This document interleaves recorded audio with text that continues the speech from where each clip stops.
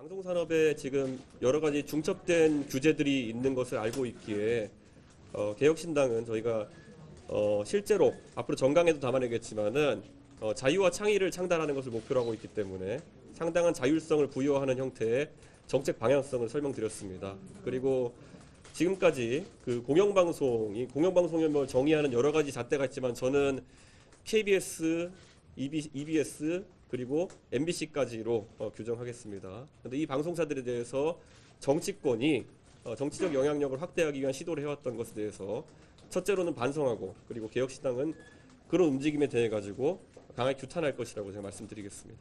예, 지금 그 정권이 들어선 이후에 많은 자유가 침해되고 있다는 생각을 합니다. 그리고 그 중에서도 많은 국민들을 대신해서 또 이렇게 질문을 던지고 또 그 질문을 국민들에게 다시 전달하는 방송 영역에서의 자유가 많이 침해되었다 이렇게 생각합니다. 실제로 지난 한 1년여에 걸쳐서 이런 문화가 계속되다 보니 정치인들이 사실 국민을 대신하는 언론의 질문에 답을 안 하고 도망가는 경우도 굉장히 많아졌다. 저는 그런 생각을 합니다. 근데 이런 문화가 잘못된 것만큼 또 그리고 우리가 봐온 것은 어느 때보다도 방송 진행자와 그리고 정치 패널 등에 대한 직접적인 규제도 많아지고 있는 상황이고 실제로 방송을 천직으로 알던 많은 간판급 진행자들이 자리를 떠난 것을 우리 목격했습니다. 근데 이것이 얼마나 국민의 알 권리를 침해하는 것인지에 대해 가지고 개혁신당 구성원들이 모여서 논의하면서 이것이 가장 중요한 어떤 정책 중에 하나다라고 해서 일반적으로 지금까지 정당들이 경제나 아니면은 안보 등의 이슈를 맨 앞에 세웠던 것과 다르게 저희는 국민의 알 권리를 맨 앞에 세우겠습니다. 게다가 저희가 임명동의제를 한다는 것은 사실 그 방송 노동자들에게 매우 강력한 비토권을 부여하는 것이다 이렇게 생각합니다. 그리고 비토권이라는 것은 권력이 낙하산을 찍어 누를 때 집단적인 총의를 모아서 굉장히 강한 저항을 할 수 있는 방법이다. 그렇기 때문에 오히려 사장 선임의 방법에 대해 가지고는 저는 오히려 어느 정도 방송 노동자들이 여유를 가질 수 있다는 판단을 합니다. 방송 3법이나 그리고 거부권이 행사되었지만은 지금까지의 방향성은 사장 선임 과정에서 사실상 여야의 이사진이나 아니면은 그 선출하는 위원회 구성에 대해 가지고 많이 논의했었다 그러면은 저는 그 부분에 있어서는 어차피 지금 뭐 특별다수제가 된다 한들 무한 대치가 일어날 수 없기 때문에 여당의 의견이 많이 반영되는 구조일 수밖에 없습니다. 그렇기 때문에 특별다수제 여부와 관계없이 인사권 그 자체에 대해서는 여당의 의견을 더 존중하는 형태가 유지될 것이라 보고 다만 그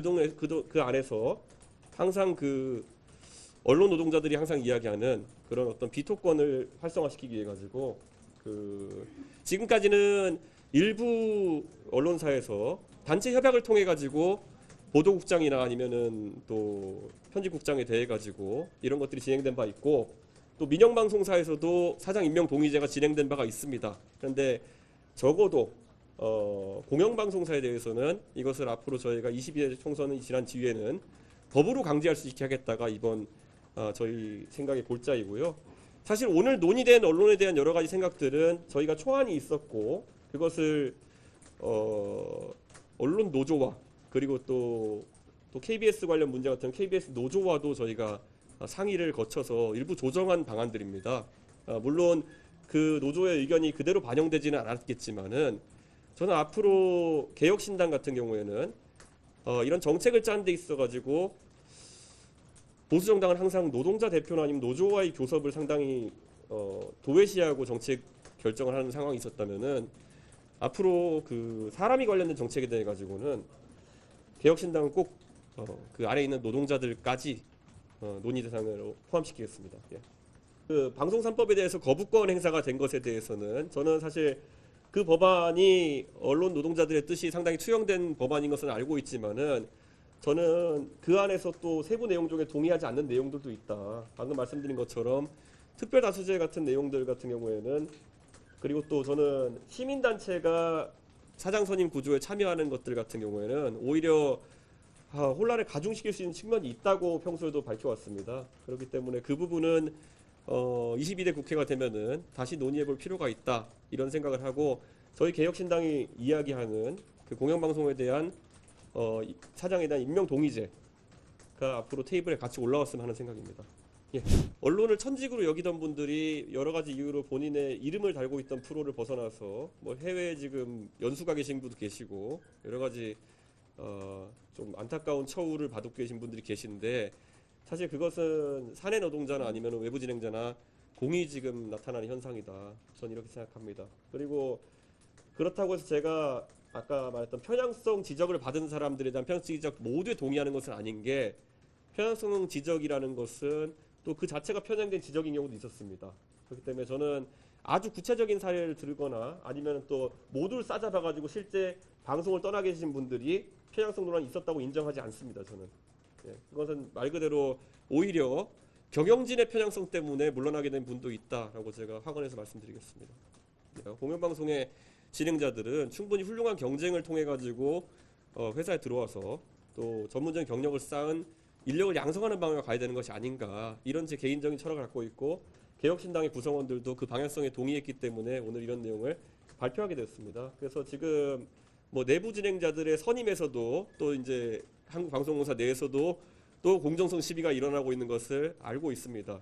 저는 앞으로 이게 지금 윗물이 맑으면 아랫물도 맑아진다고 임명 동의제라든지 이런 것들이 활성화가 되게 되면은 또 내부 경영진의 또 그 편향성에 의한 또 진행자 선임의 편향성 이런 것들도 장기적 관점에서 해결될 수 있다. 저는 이렇게 생각합니다. 지금 굉장히 혼란스러운 그런 어떤 방송 장악의 기도 때문에 이런 파생되는 일들이 있는데 바로잡기 위해서는 정치권이 이 장악 기도를 내려놓고 어느 시점부터 윗물이 맑게 시작하는 것부터 해야 된다고 생각합니다. 윤석열 정부에서 방송 장악을 하고 있다고 보십니까? 저는 아까 말했듯이 전문성, 방송이라는 건 전 전문성이 필요한 영역이라고 생각합니다. 그런데 전문성이 없는 인사가 어떤 이유로 예를 들어 보통은 그 공기업의 어떤 전문성이 없는 사람이 갈 때는 경영에 대한 전문성이라도 가지고 가는 경우 많은데 사실은 방송에 대한 전문성과 경영에 대한 전문성이 양쪽으로 없는 그런 분이 사장으로 선임되는 과정은 어떤 다른 의도가 있다고 해석될 수밖에 없는 부분이 있고 그것이 방송사의 어떤 논조라든지 아까 말했던 보도 부문의 어떤 특정한 방향성을 강제하기 함이 아니냐라는 지적은 있어 왔고 저는 일정 부분 거기에 공감합니다. 네.